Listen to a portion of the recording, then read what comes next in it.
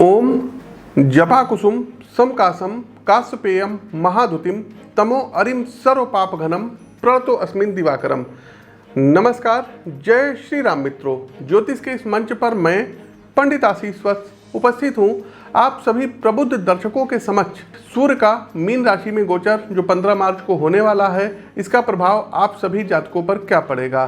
साथियों, 15 मार्च 2022 सुबह 12:31 पर ग्रह कुलाधिपति भगवान भुवन भास्कर जल तत्व प्रधान मीन राशि में प्रवेश करेंगे, जहां ये 14 अप्रैल 2022 तक रहेंगे।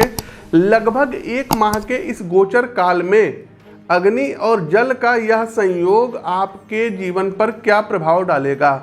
मित्रों, हम जिस ग्रह पर रहते हैं पृथ्वी, उसकी उत्पत्ति भगवान सूर्य से ही हुई है। अतः आदित्य नारायण हम सभी के पितामह हैं। सूर्य को नारायण का प्रत्यक्ष अवतार भी कहा जाता है, इसलिए ये पालनकर्ता भी हैं और हमारे मन, मस्तिष्क और आत्मा की जीवन शक्ति का धागा अदृश्य रूप से सूर्यदेव से कहीं ना कहीं बंधा हुआ है। इसलिए हमारे जीवन में जितनी भी घटनाएं घटित होती हैं, फिर चाहे वो प्रत्यक्ष हो या अप्रत्यक्ष है, उन सभी को भगवान भुवन भास्कर कहीं ना कहीं से नियंत्रित करते हैं। आपके विचार, आपका व्यवहार, आपकी इच्छा शक्ति, इन सभी को बल सूर्य के द्वारा ही प्राप्त होता है।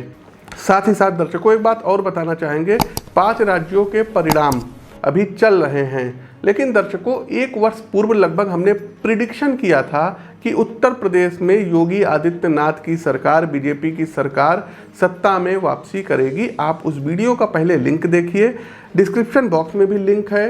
10:17 से और 10:50 तक जब आप उस पर जा करके क्लिक करेंगे, आपको सीधा 1 वर्ष पूर्व का वो वीडियो है, 6000 से अधिक व्यू है। प्रत्यक्ष को किसी प्रमाण की आवश्यकता नहीं होती, पहले जा करके देखिए कि हमने उस वीडियो में क्या कहा था। हम आपको अपने वीडियो में भी इसमें दिखाई दे रहे हैं। उत्तर प्रदेश में चुनाव होने वाला है और इस संवत्सर में ही चुनाव होगा।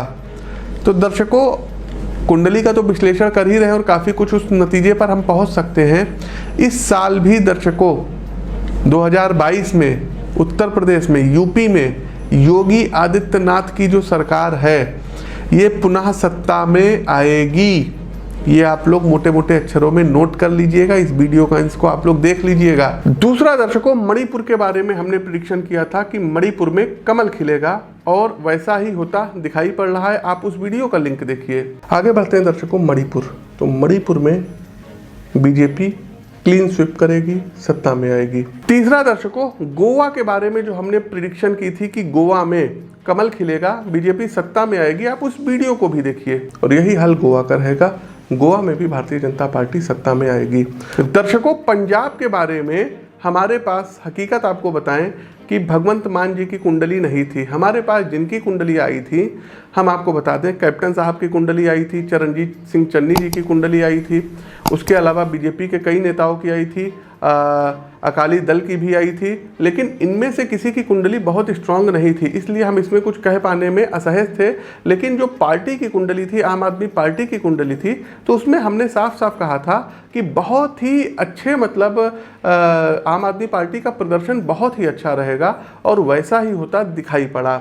रही बात उत्तराखंड की दर्शकों, जी हाँ, उत्तराखंड पर भी अब आ जाते हैं, क्योंकि जहाँ कहीं कमी हो तो उसको स्वीकार कर लेना चाहिए।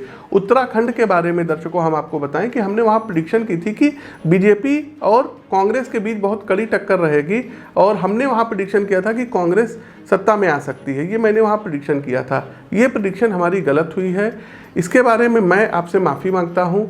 जहाँ कहीं भी कमी रही होगी मैं पुनः देखूँगा। काउंटिंग अभी भी चल रही है और आगे देखते हैं क्या होता है। लेकिन हम आपको बताएं दर्शकों, यूपी में इतनी कुंडलियाँ आ गई थी कि अन्य स्टेट्स पर उतनी ज़्यादा मेहनत हम नहीं कर पाए, ये फैक्ट है, क्योंकि यूपी में विधानसभा की सीटें बहुत ज़्यादा हैं। तो इस लिहाज से दर्शकों, कहीं जो कमी रह गई होगी हाथ जोड़ करके माफ़ी मांगते हैं। जहाँ कहीं भी कमी होगी आगे फिर देखेंगे। भाई, हम कोई जो है ईश्वर तो है नहीं कि जो बोलेंगे वही सही हो जाएगा, लेकिन हमारा जो अनुभव कहता है वो मैंने आपके सामने बताया है और लगभग हर चीज़ों में हमारी प्रेडिक्शन सही हुई। इससे पहले भी 5 राज्यों के चुनाव में सब सही रहा है। अभी काउंटिंग चल रही है, आगे देखते हैं क्या होता है। खैर, आगे बढ़ते हैं और एक छोटा सा अपडेट ये भी देना है कि 25 से लेकर के और 27 अप्रैल तक हमारा दिल्ली आगमन होगा।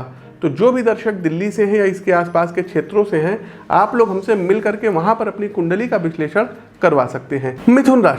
मिथुन राशि के प्रिय मित्रों, सूर्यदेव आपकी इच्छा शक्ति को बलवान करेंगे। गोचर कालखंड की इस अवधि के दौरान आपके पेशेवर जीवन में आप पर काम की जिम्मेदारी अब सूर्यदेव बढ़ाने जा रहे हैं, क्योंकि आपने पहले जिन प्रोजेक्ट को समय पर पूर्ण करके दिया है उससे आपकी फर्म का, आपकी कंपनी का आप पर अब विश्वास बढ़ा है। गोचर कालखंड की इस अवधि के दौरान में भी आप कड़ी मेहनत करेंगे। आपकी आंतरिक प्रज्ञा और बाहरी कौशल के बीच एक गजब का सामंजस्य दिखाई देगा। आप क्या सोचते हैं, अपने कार्य को लेकर आपके क्या विचार हैं, उसको स्पष्ट और सटीक तरीके से अपने वरिष्ठों के बीच आप प्रकट करेंगे। पेशेवर जीवन में कामकाज के प्रति आपका दृढ़ अनुशासन आपके अंदर स्वयं के लिए एक आत्मविश्वास पैदा करेगा, जिसका न सिर्फ आपके व्यक्तित्व पर बल्कि जीवन के हर आयाम पर गहरा और सकारात्मक असर दिखाई देगा। मेरा व्यक्तिगत रूप से मानना है कि परिवार व्यक्ति की सबसे बड़ी पूंजी है। मिथुन राशि के प्रिय मित्रों, सूर्य गोचर की अवधि में आपको परिवार की शक्ति एवं प्रेम का एहसास होगा। आपके कुटुंब में आपके अनुज आपके कार्य में काफ़ी बढ़ चढ़ करके आपकी सहायता करेंगे, जिससे वर्कलोड के कारण आप पर जो मानसिक तनाव है वो काफ़ी हद तक कम हो जाएगा।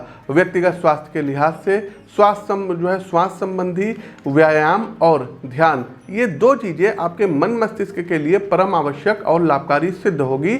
आगे बढ़ते हैं। आप लोग लाइक करते रहिए, शेयर करते रहिए और कमेंट बॉक्स में ओम सूर्य देवाय नमः कमेंट टाइप कीजिए, फटाफट शेयर कीजिए, लाइक कीजिए और इस चैनल को सब्सक्राइब कीजिए। कब कुछ उपाय पर आते हैं, अंतिम पड़ाव बिल्कुल होता है। सभी राशियों के लिए उपाय करना होगा। क्या उपाय कर सकते हैं?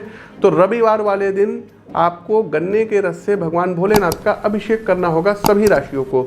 दूसरा, दर्शकों, स्नान करने वाले जल में आपको 1 चम्मच लाल कुमकुम मिला करके स्नान करना होगा। लाल कुमकुम किसकी सामग्री है? सूर्य की है। और जल क्या है? जल चंद्रमा भी है। और मीन राशि कौन सी राशि है? तो जलीय राशि है।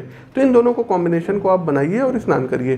तीसरा, दर्शकों, भगवान भुवन भास्कर को जल में लाल कुमकुम और हल्दी बृहस्पति है और सूर्यदेव मीन राशि बृहस्पति के घर में जा रहे हैं, तो जल में लाल कुमकुम और हल्दी मिक्स करके आपको अर्घ देना रहेगा और आदित्य हृदय स्त्रोत का पाठ करना रहेगा। प्रतिदिन 1 माला गायत्री मंत्र की अवश्य पढ़िए। आदित्य हृदय स्त्रोत का पाठ रविवार के दिन आप लोगों को 3 बार करना होगा। तो ये कुछ उपाय हैं जिनको करके आप अपने जीवन को समृद्ध बना सकते हैं। हमारा प्रस्तुत राशिफल कैसा लगा कमेंट बॉक्स के माध्यम से हमें अवगत कराइए। नए हैं तो सब्सक्राइब कीजिए, फेसबुक पेज को फॉलो कीजिए। अपनी वाणी को विराम देते हुए ज्योतिष के इस मंच से मैं पंडित आशीष वत्स आप सभी प्रबुद्ध दर्शकों से विदा लेता हूँ। नमस्कार, जय श्री राम।